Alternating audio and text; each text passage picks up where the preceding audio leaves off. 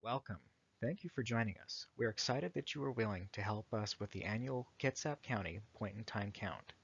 The Point-in-Time Count, or PIT count, is important to give us a snapshot of the population of people living without stable housing or experiencing homelessness during a particular time each year in Kitsap County. The information collected by this survey is important to the people we serve, our service providers, legislators, and our community. Volunteers are an important piece of collecting this information by getting community members like you involved in reaching out and talking directly to people experiencing homelessness. First, we'll start with a little bit of history and background about the point-in-time count, such as what is the point-in-time count, who participates in the count, why do we perform the count, and when is the count, the goals of the count, and what are the benefits that this data provides for our county. The point-in-time count is a federal housing and urban development, or HUD, mandate. In Washington state, the Homeless Housing and Assistance Act requires that each county in Washington state conduct an annual point-in-time count of sheltered and unsheltered homeless persons. These are requirements for communities receiving federal and state dollars that serve homeless families and individuals. When is the count? The count signifies a single period of time from sunset to sunrise, which spans 2 actual dates. The count is required to be held within the last 10 days of January. In Washington, this is typically planned for the last Thursday of the month. We are seeking to know where people were staying Wednesday night into Thursday morning. The goal of the point-in-time count is to help identify and capture information about individuals and families in Kitsap County that are experiencing homelessness. The point-in-time count helps to capture critical data about our community and to help adjust our social service delivery system. It helps to understand the demographics of households experiencing homelessness, including groups such as veterans, children and youth, and those that are experiencing chronic homelessness. It helps the community when applying for federal, state, and local grants. And the better that we do our count, the better case we can make to receive the assistance needed to help people experiencing homelessness. Who is counted in the point-in-time count? The count consists of 2 primary categories, sheltered and unsheltered. People counted as sheltered for the purpose of the count are individuals or households that are residing in emergency shelters or transitional housing, doubled up or staying with friends and family, or in institutions such as hospitals, the detox, or jail.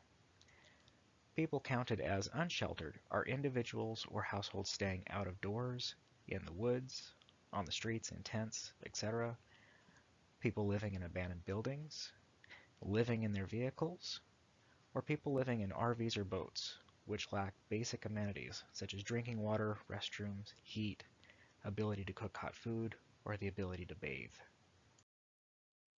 Places where we might go to count people living unsheltered would be parks and alleys, downtown streets, under overpasses and bridges, along waterfront areas, parking lots by big box stores such as Walmart and Safeway, libraries and post offices, busy intersections where people might be asking for donations, at food banks and other social service providers, on buses or at transit centers such as the ferry docks, at campgrounds, at encampments in tent cities, emergency rooms, abandoned buildings, areas outlying cities, gas stations and mini-marts, and outside or near 24-hour establishments.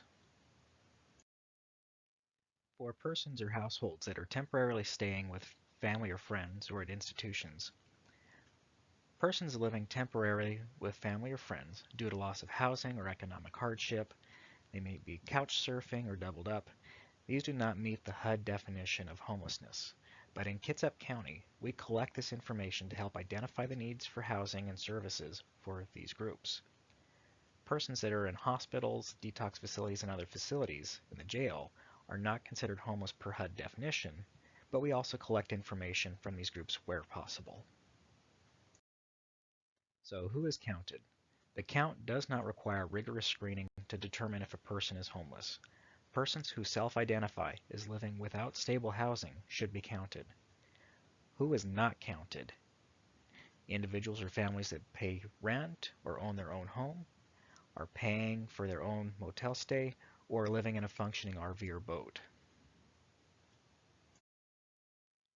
What to expect when you engage persons to survey?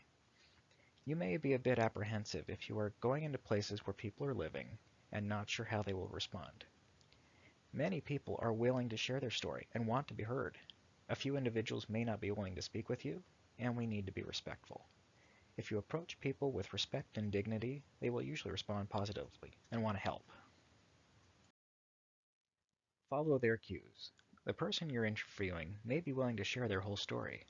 Listen respectfully and let them know that you hear what they're saying. If the person that you're interviewing is only willing to provide some information, accept what you can. If they are unwilling to share, there are still a few pieces of information we can still collect. What is shared with you is their story of what they need and how long they've been experiencing homelessness. Be prepared to hear some heartbreaking accounts, stories of hope, and you'll also hear stories of people who are comfortable living out of doors. Approach every person you meet with courtesy and respect. Look them in the eyes and ask for their help. Safety is most important. Stay with your team. If you feel unsafe in a situation, stop and get to safety as quickly as possible. Do not hand people the surveys to fill out. Volunteers should ask questions and fill in each survey. This helps us to collect accurate, legible, and consistent information. If the person you're surveying requests to see the survey, you're certainly welcome to show it. Gather as much information as possible. If someone you are surveying does not wish to participate in the survey or does not answer any of the questions, thank the person, step away, and fill in a survey with at least the following information: the current location where you encountered the person, the living situation where they stayed overnight if you can tell, their gender, and an estimated age or year of birth. Required fields on the form are highlighted with a thick double border. If a person does not wish to participate, these are the minimum required fields needed for the purposes of the count. Make every effort to collect names and birthdays. Names and birthdays help us to ensure that we count each person only once, even if they happen to complete the survey more than one time. After collecting all the information on the survey, the final step is to sign for consent. Information from these forms are entered into the Washington State Homeless Management Information System, or HMIS. This database has strict security policies to protect privacy. Client's name and personal identifying information will not be included in any reports or publications. This information is only aggregated for analysis. Clients must sign the release in Section E on the front side of the unsheltered or living with family packet to include their information for the count purposes. If clients do not give their consent, or if the signature is forgotten, if clients are fleeing domestic violence, then the surveys will only be entered without identifying information. This information will include only approximated year of birth, gender, and location of the survey. If clients wish to give consent but do not wish to sign the form for social distancing or another reason that they provide, a box is provided to indicate that the client provided verbal consent. Please check the box and enter the date. Collect signatures wherever possible. Below we have provided some sample greeting dialogue. If you would prefer to ask this question in a different way that's more natural for you, you're certainly welcome to do so. Hello, my name is blank.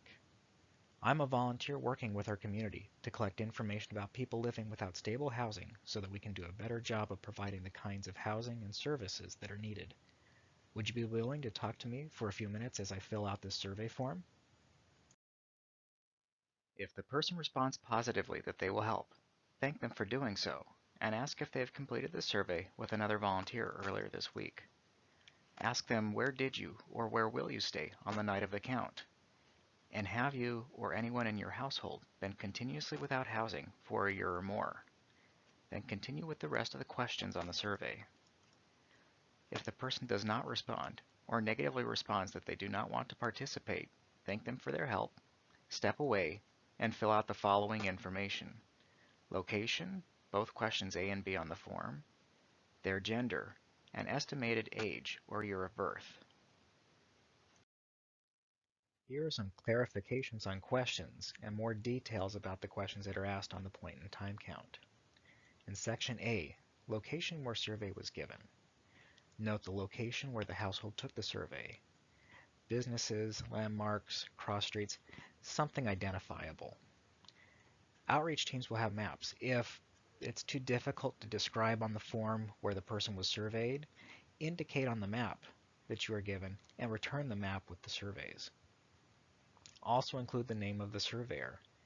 Please write clearly so that we may contact you if there are any questions or clarifications needed. Section B collects information about where the person is staying on the night of the count. Check or circle the best answer that matches their description. Where did the person stay? The time period that we're looking for on this is Wednesday night through Thursday morning. Note that jail and shelter are also provided here if needed, but are not considered meeting the criteria for being unsheltered for the purposes of the point in time count. For people that are living in boats or RVs, there requires a differentiation as to whether that would be considered sheltered or unsheltered for the purpose of the count. RVs and boats can be considered living unsheltered if they lack basic amenities, such as drinking water, restrooms, heat, the ability to cook hot food, or the ability to bathe. For RVs and boats, a distinguishing factor as to whether the RV or boat is designed to be lived in, and if those facilities are degraded to the point where the RV or boat could not be distinguishable from living in a car. We don't want to get into asking if the RV or boat is fully functioning for living, but if it looks severely degraded or non-functional, it should be considered unsheltered. Section C asks questions about the length of time without stable housing. These questions are used to determine if the household is experiencing chronic homelessness. Question C1. Have you or anyone in your household been continuously without housing for a year or more? If the answer is yes, you can skip to question C4 below. If the answer is no, ask them approximately how long and continue to the next question. Question C2. Have you or anyone in the household been without housing 4 or more times in the last 3 years? If the answer is yes, proceed to the next question. If the answer is no, move next to Section D for household information. Question C3. Do these times without housing, added together, amount to a year or more? Indicate yes or no. And finally, question C4. If any person who answered yes to either C1 or C3 have a disability, indicate yes or no. Section D collects information about the household. Each member of a household should be listed in the household information section. A single person is considered a household, i.e., a household consisting of one person. So single individuals should complete the household information section. In D1, household makeup, mark if the household is without children, with adults and children, or only children.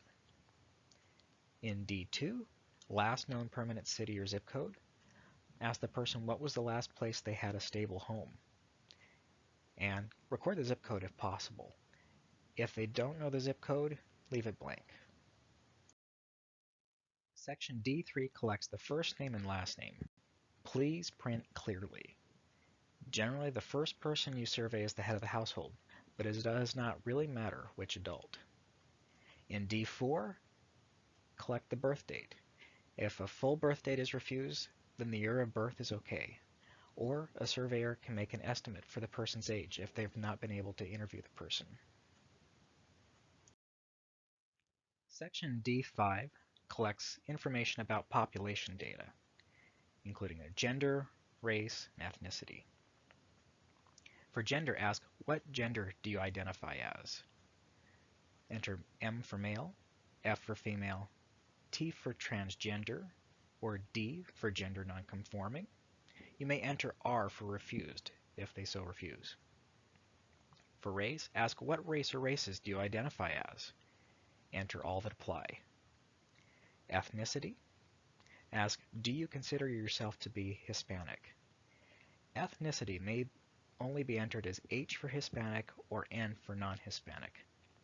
Note, we're required to ask these federal definitions, and they can sometimes be offensive to individuals who don't identify this way. Ask if the person is fleeing domestic violence. If anyone in the household says yes, do not have them sign the release at the bottom in Section E. Mark yes or no for this question. Veteran, ask have you ever served in the U.S. military?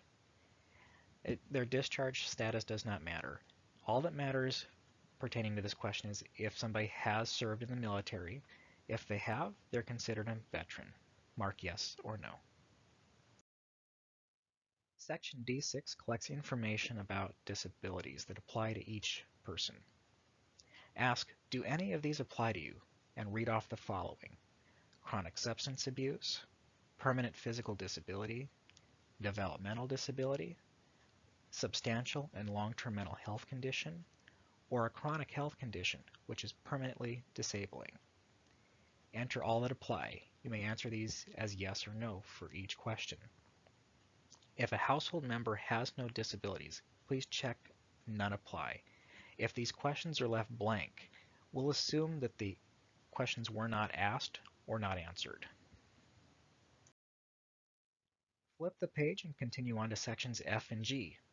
Section F is about the circumstances leading to your housing status. As the person communicates their story to you and they tell you what's happened, they will likely have answered some of these questions for you. If they have not directly answered it, you can ask these questions aloud. Check all that apply. Section G asks for sources of household income and benefits. Ask the person if they receive any public assistance like TANF, Social Security Disability, VA benefits, unemployment, Medicaid, Medicare. Check all that apply. Ask the person if they're employed. If so, check off if it's full-time, part-time, or farm work or seasonal. Ask if the person has other income. Note, if the person describes income or benefits not included in the list, go ahead and write these on the form. After completing the survey, the final step is to have each adult sign for consent. Ask the person to look over the Kitsap client release of information on the back of the form. You may ask them, we'd like to include your information in a database that helps us collect information into reports for our funders. We will never release your name or personally identifying information to the public. Would you be willing to help us by signing this release? The information gathered here is entered into the Washington State Homeless Information Management System, or HMIS. This database has strict security policies to protect privacy. A client's name and personally identifying information will not be included in any reports or publications. Information is only aggregated for analysis. They may refuse to sign the release form if they do not want their personally identifying information entered into the database. They should not sign if they are currently fleeing domestic violence, sexual assault, or stalking situation, or under 13 years of age. The surveyed person must sign the release in Section E to include their information in the count. If the person does not give consent, or if the signature is forgotten, the survey will be entered, but without identifying information. This will include only approximated year of birth, gender, and location of the survey. Kitsap Local Questions. There is an additional sheet of questions to ask the head of household. These questions are voluntary, but will help our county collect more useful information about families and individuals experiencing homelessness or unstable housing in Kitsap County. Questions 1 through 3 can be filled out by the surveyor. These are included in the event that the questions are somehow separated from their PIT form. You may write notes in the margins. Question 10 asks if the household has requested housing assistance in Kitsap. If the answer is yes, proceed to question 11A. If no, answer question 11B. Fill out either 11A or 11B, but not both. You are finished. You have now completed your survey. please do the following. Thank the person for their time, their help, and for sharing their story. Offer the individual or family handouts if you have any on hand. You can also provide a copy of the Sally's Guide and Veterans Resource Guide if appropriate. And finally, return all your completed survey forms to your team leader, or return to the Housing and Homelessness Program as soon as possible. The address and the return date are listed in the upper right-hand corner of the form. Thank you for volunteering your time and efforts to help Kitsap County conduct the annual point-in-time count. We hope that you will find this to be a rewarding experience and hope that you will join us again in the future. Thank you, thank you, thank you.